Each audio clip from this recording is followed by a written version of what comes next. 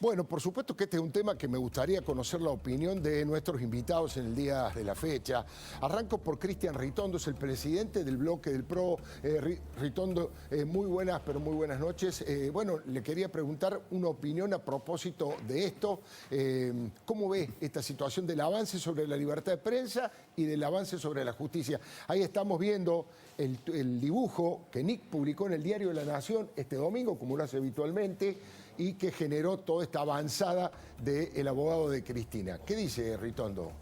Buenas noches. No es la primera vez que con Nick se meten, pero el mismo día del intento de atentado, el presidente cuando habló buscó culpables. Los medios, la oposición y la justicia. Después le pusieron nombres.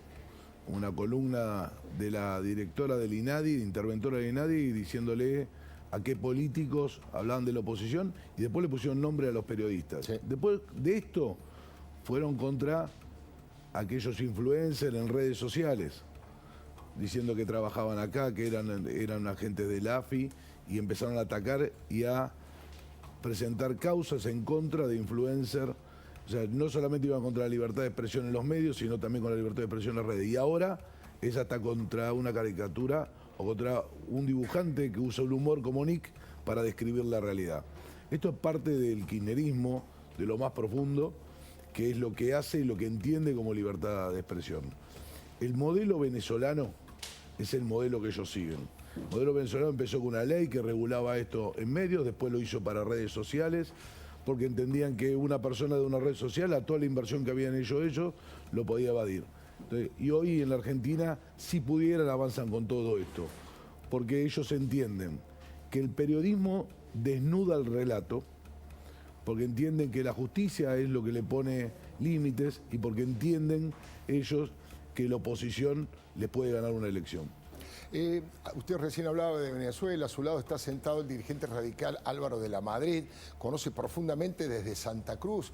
Él suele sostener que el modelo venezolano y el modelo santacruceño están muy parecidos. En los dos temas de la Madrid le pregunto, el tema del avance contra la libertad de prensa y el tema de la Corte Suprema, justo ahora, que hace, no sé, menos de 5 días, una semana, que nombraron el Tribunal Superior de Justicia de Santa Cruz a un íntimo amigo de Máximo Kirchner, aportista de campaña, exfuncionario de Alicia Kirchner, y como si esto fuera poco, nunca ejerció la abogacía, no tenía ni siquiera matrícula. Es un delirio. Cuando uno se lo cuenta a un colega de otro país, no lo pueden creer.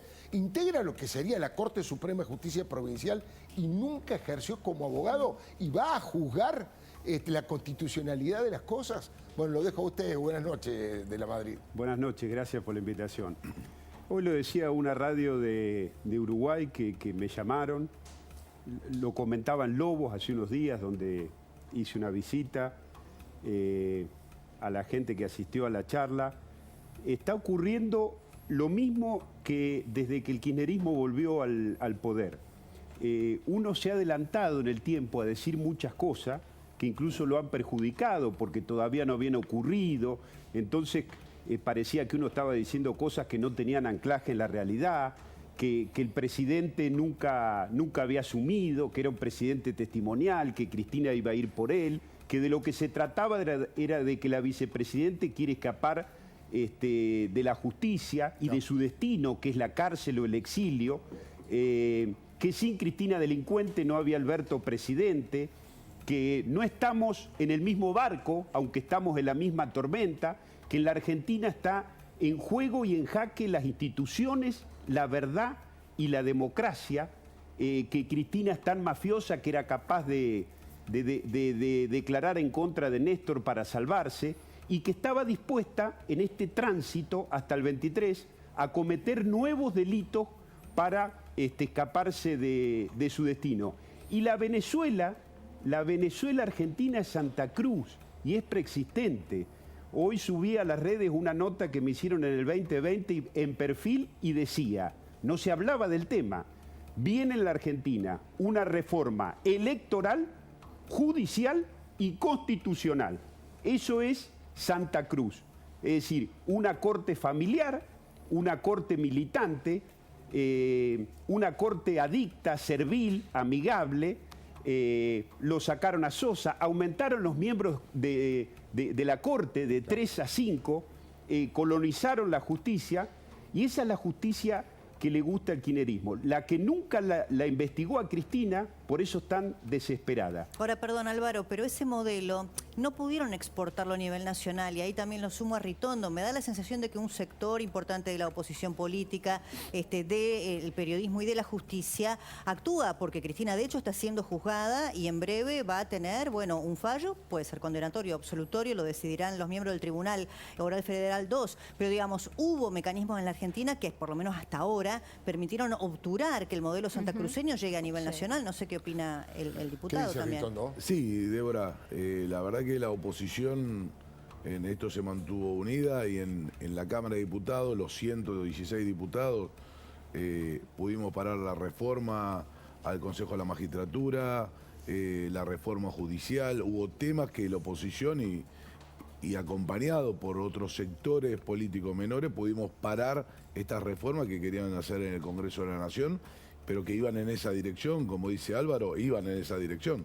Lo que pudo la mayoría en el Congreso poder no llevar a esta realidad que sería haber sacado estas leyes. Entendamos que apenas asumieron, el presidente, como bien decías hace unos minutos, mandó un candidato a procurador, el doctor Rafecas, que la oposición dijo que iba a acompañar y que la propia Cristina le dijo que no a la propuesta del presidente. Y empezaron con eso los más fanáticos a buscar una reforma dentro de la procuración, acompañado de la reforma que querían hacer de la justicia federal. Y digo, esto tuvo desde los medios que desnudaron este relato y desde la oposición pudieron pararlo. Ahora, no quiere decir que esto no intenten trasladar ese modelo, lo que hoy no pueden, porque hay una realidad política y mediática absolutamente distinto a lo que ellos tuvieron en Santa Cruz. Ahora, quiero saber la opinión de ambos, de Cristian Ritondo y de Álvaro de la Madrid, porque una cosa es Parrilli, el avance sobre la Corte Suprema, si pasa o no pasa, y otra cosa es que hable un hombre que integró la dictadura militar y que intentó hacer un ejército chavista como el general Milani, entre otras explicaciones que tiene que dar ante la justicia, que hoy ya empezó a hablar de guerra civil y de baño de sangre. Vamos a escuchar lo que decía este general, insisto, que integró la dictadura militar y que fue el jefe del ejército de Cristina, del Ejército Nacional Popular y Chavista, que quisieron hacer y no lograron. Fíjate lo que decía César Milani. Detrás de esto hay que ver quién está apretando la cola del disparador, o el gatillo, como se le dice, de un arma para intentar matar a una vicepresidenta. Pregunto a estos pregoneros del odio contra el peronismo, contra sus militantes, sus dirigentes, y en general hablo, ¿qué están buscando estas clases de personas que son unas basuras? Pueden ser políticamente dirigentes del PRO, o de Cambiemos, o de Juntos por el Cambio, o libertarios como el impresentable de Milei, o como otros que lo acompañan como López Murphy y demás. ¿Pero qué están buscando estas basuras? Bueno, dicho en boca de Milani, la verdad que es para que la gente que fue mencionada esté preocupada. Sí. Todo el mundo sabe la estructura de inteligencia que armó cuando le tocó estar a cargo de la jefatura en las Fuerzas Armadas. Pero le pregunto a Cristian Ritondo sobre esto. ¿Qué peligrosidad tiene que este señor haga estas declaraciones? Lo primero es que un general de la Nación, por más que sea retirado y jefe del Ejército, haga ese tipo de declaraciones, toca casi el límite con lo que exige la ley de seguridad interior y con la ley de defensa nacional, ¿no? Digo, me parece que hay que tener en cuenta que este señor manejó el ejército, que como bien dice Alfredo, tenía herramientas de inteligencia casi mayor a la que podía tener la Agencia Federal de Inteligencia de la Argentina. Este señor todavía debe que dar muchas respuestas a la justicia, y si cree que con esto aumentar o echar culpas a otros es el estilo más populista, ¿no? Digo, volver a repetir eso, quién apretó el gatillo, ¿no? Quién estaba detrás del gatillo. Claro. Y la verdad que eso la justicia está avanzando y hay que tener respeto por la justicia. Ahora, pero la verdad que están paradójicamente, buscando todo el Ritondo, tiempo el relato. Más Perdón, allá de Mariana. que, bueno, en este caso está expresado brutalmente y está también este dato que tanto Alfredo como usted aportaban en relación a quién lo dice y la estructura que maneja quien lo dice, pero le pregunto, no es una voz aislada y en este contexto paradójicamente hay una convocatoria al diálogo con la oposición. ¿Dónde queda esta convocatoria que termina siendo respaldada por Cristina Fernández en su encuentro con los curas villeros y que después de allí, bueno, nada, esto que compartíamos? Es que el llamado al diálogo es una mentira, es para los medios. No hubo ninguno institucionalmente, ni a la presidenta del partido, en el caso del PRO, digo, ni al presidente del partido, que es Patricia Bullrich, ni al único gobernador que tenemos, que es Horacio Rodríguez Larreta, ni a mí como presidente del bloque de la oposición y del PRO, nos han convocado. Bueno, lo único que confirmó Macri, ayer lo hizo aquí con Majul, es que Torello efectivamente se juntó con Cristina, pero de ahí no había surgido ningún pedido concreto. ¿No? Y aparte fue principios de julio. Sí, hace más de... Y fue una presentación, fue una cuestión de asumir un senador saludando a la presidenta del Senado de la Nación. Pero digo, es una mentira, digo, porque para llamar al diálogo primero hay que respetar al otro. Y acabamos de escuchar que no respetan al otro. Hay que entender al otro. Y cómo se convoca con temas que estén arriba de la mesa, sean claros, y el Juntos por el Cambio ha dicho que el lugar de la discusión, del diálogo, es el Parlamento de la Nación. De la Madrid, ¿cómo tenemos que interpretar lo que dice César Milani, que mete el concepto de guerra civil, de baños de sangre? ¿Cómo debemos interpretarlo? Bueno, a mí no me sorprende. He dicho que este iba a ser el año de las peores tropelías del kirchnerismo, que iban a buscar la violencia, ¿sí? El grupo que odia unido se mantiene unido, y esto es lo que está haciendo Cristina, y la palabra, la apelación a la guerra, con los matones de la palabra, porque Milani es otro de los matones de la palabra de Cristina, como lo es Tailade, como lo es Moró, como lo es Beraldi, como son los dirigentes que Cristina utiliza para pasar esos mensajes de chantaje, de extorsión, de amedrentamiento, utilizan la palabra guerra porque quieren eso, es decir, quieren ir a una conflictividad social que no está en la sociedad argentina, que la quieren poner ellos para evitar que Cristina sea juzgada. Entonces hablan de guerra y todos sabemos muy bien que cuando hay una guerra lo primero que muere es la verdad. Claro. Y esto es lo que quiere hacer el kirchnerismo. Cristina está dispuesta a hacer cualquier cosa con su demolición institucional para que la sociedad argentina acepte lo que no desea: la consagración de su impunidad, la manipulación electoral para poder jugar con las reglas que quiere para la próxima elección e intentar perpetuarse en el poder. ¿Y por qué digo esto?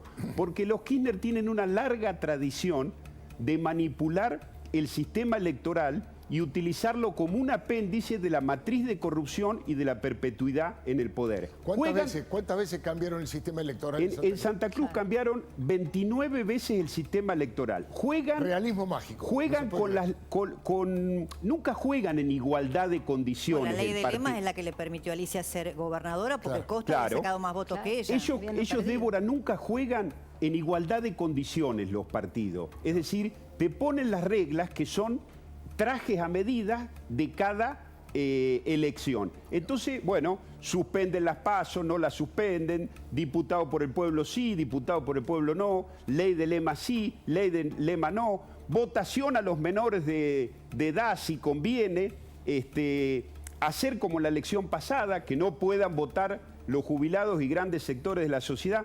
Ellos utilizan las reglas electorales para su conveniencia, legislan para su conveniencia. Y lo peor de todo es que el kirchnerismo sacrifica en largo plazo todo para su conveniencia electoral. De la Madrid me está llegando en este instante, casi como una información urgente, unas declaraciones que hizo en Nueva York el presidente Alberto Fernández respecto de quiénes son los que agitan el odio en la Argentina. Vale la pena escucharlo, acaba de ocurrir en Nueva York, fíjese. En tiempos donde la crueldad fascista sobrevuela a la Argentina, donde los presuntos discursos libertarios convocan permanentemente a la violencia y al odio, la verdad es que debemos recordar cómo actuaron las verdaderas víctimas del genocidio que vivió la Argentina. Bueno, esto lo está haciendo allí en la Embajada Argentina en los Estados Unidos y es una de las actividades realizadas vinculadas a lo que pasó durante la dictadura militar y específicamente en la ESMA. Pero en esos Estados Unidos se ha generado otra polémica muy fuerte respecto de la cantidad de miembros en un momento de austeridad, cuando el país necesita cuidar los gastos, necesita dar una señal de austeridad. Bueno, con una delegación que Marina Calabró les va a contar de qué se trata.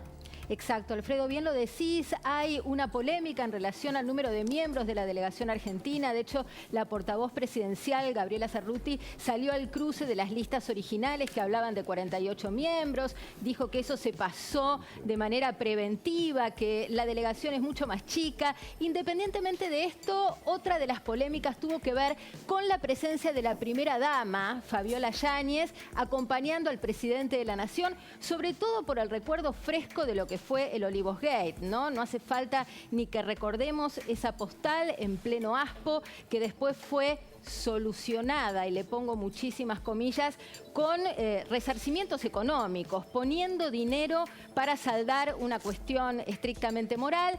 Pero lo que estuvimos haciendo fue tratando de bucear en lo que significa la primera dama en la Argentina, la unidad primera dama en la Argentina, y te digo que está planteado de manera bastante ambigua, bastante difusa, y de hecho no tiene partida presupuestaria propia. Si te parece, repasamos algunas cuestiones con las que nos encontramos. Ahí está, el misterio de los gastos ocultos de Fabiola. Primero, no es funcionaria pública y no percibe sueldo del Estado como primera dama, más allá de la cuestión de Banco Nación o de la Alianza de Primeras Damas, pero lo cierto es que no es funcionaria pública ni percibe como tal un sueldo del Estado. Esto es clave porque esto tiene que ver con cómo está previsto el sostén de la función de la primera dama. Tiene derecho a recibir asistencia.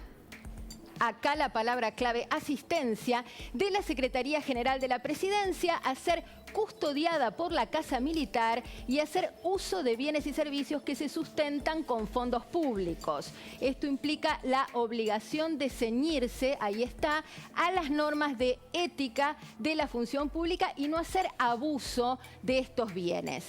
Te cuento, Alfredo, que ya desde el año 2021, desde agosto del año pasado, hubo un pedido de informes formal que fue llevado adelante por la diputada Karina Banfi, justamente para conocer el detalle de los gastos de la primera dama, quiénes forman parte de su equipo de asesores, cuánto cobran, qué funciones realiza, cuál es la agenda de la primera dama, y desde Secretaría General de la Presidencia siempre se negó esta información y se dijo esto: no es funcionaria pública, no damos explicaciones.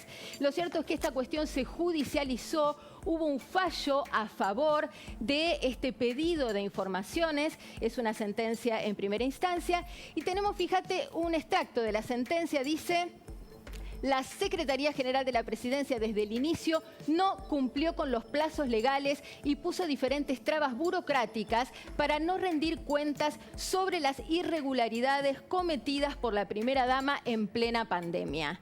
Esto fue inmediatamente posterior al Olivos Gate, pero hoy por hoy hay una sentencia que es en primera instancia y que le pide a la Secretaría General explicaciones por esto. Sentencia que fue apelada y por eso hoy las explicaciones no llegaron.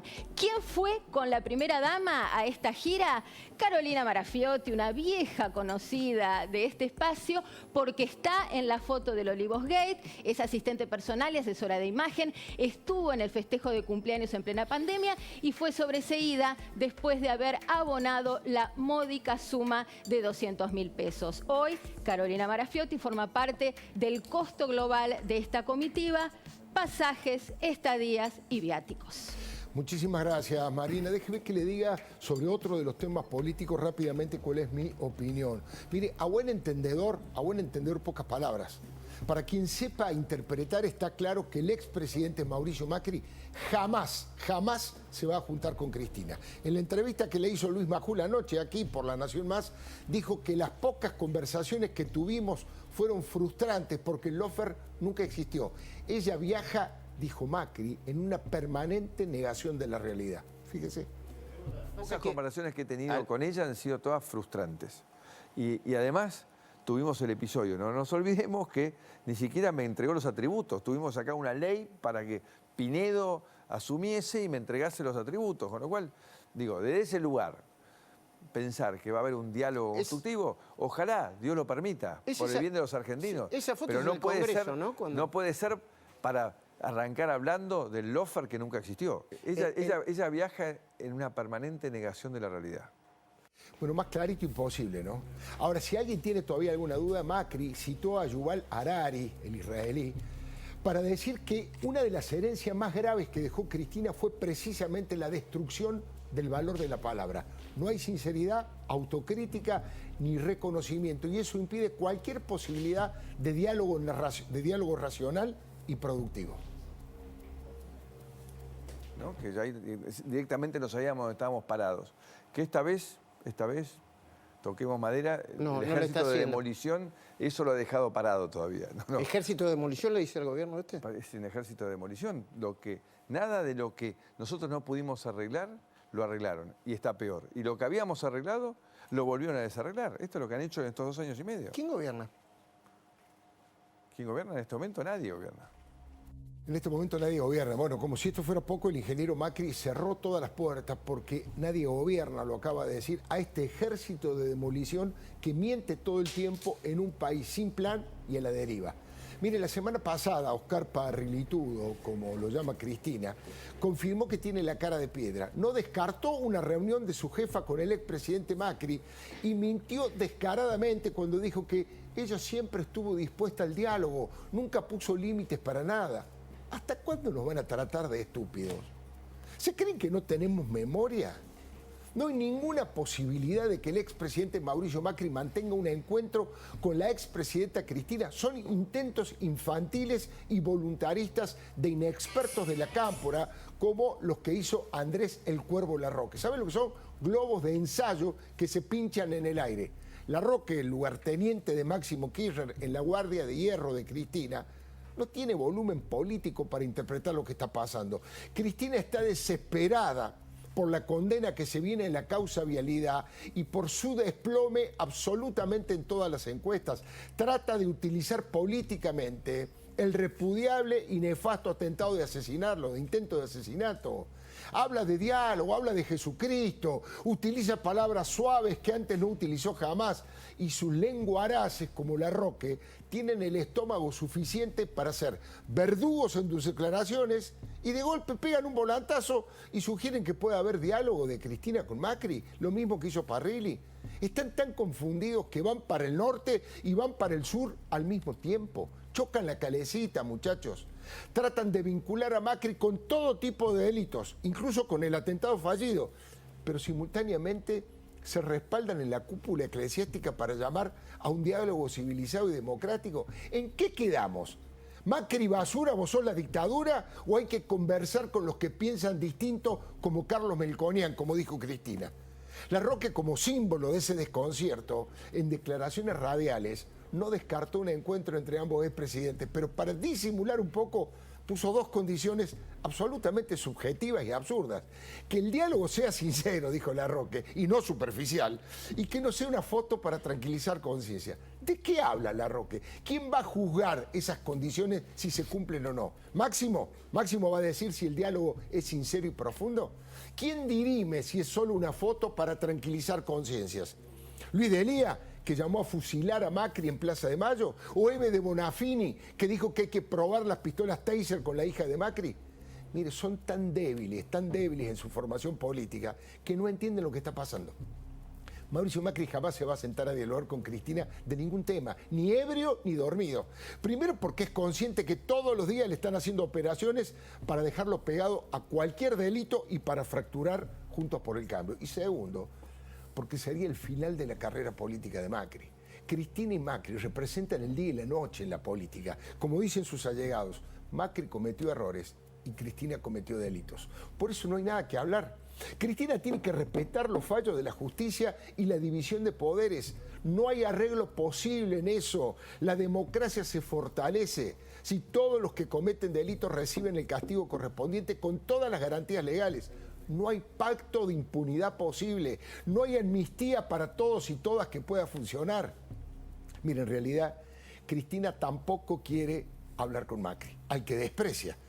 Así quedó demostrado cuando ni siquiera tuvo el mínimo gesto democrático de entregarle la banda y el bastón de mando. Lo miró con asco y buscó mil excusas, y lo estamos viendo, para evitar un acto simbólico que siempre se hizo desde el retorno de la democracia. Fíjese la cara que le pone y el desprecio. Lo que Cristina quiere, lo único que quiere, es zafar de ser condenada por mega corrupta.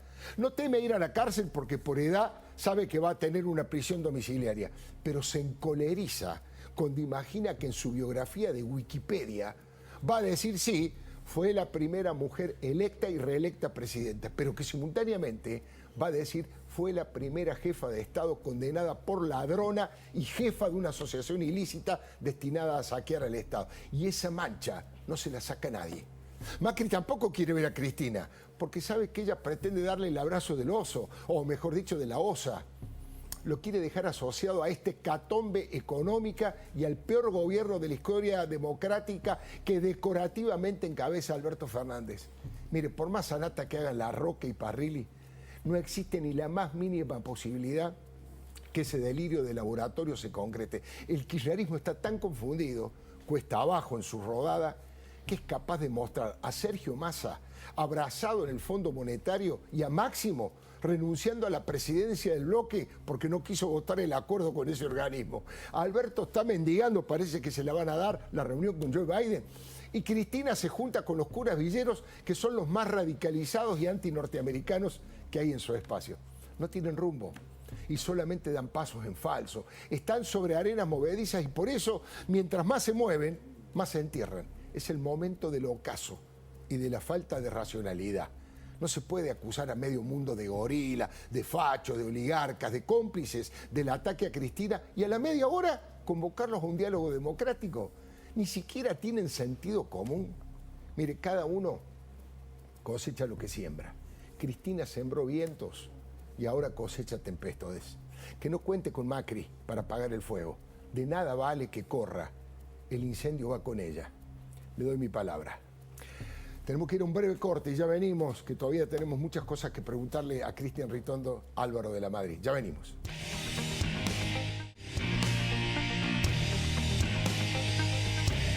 No, le quería preguntar a Cristian Ritondo si se sintió respaldado un poco por las declaraciones de ayer que hizo Mauricio Macri aquí con Luis Majul en La Nación Más. ¿Respaldado como candidato a gobernador, digo? Yo creo que Mauricio nos da todo un respaldo ideológico y de ideas que es muy fuerte. Creo que la experiencia de los 4 años como presidente y lo que nos vuelca día a día nos da mucha fortaleza para por lo que se viene. Está muy bien, está muy bien.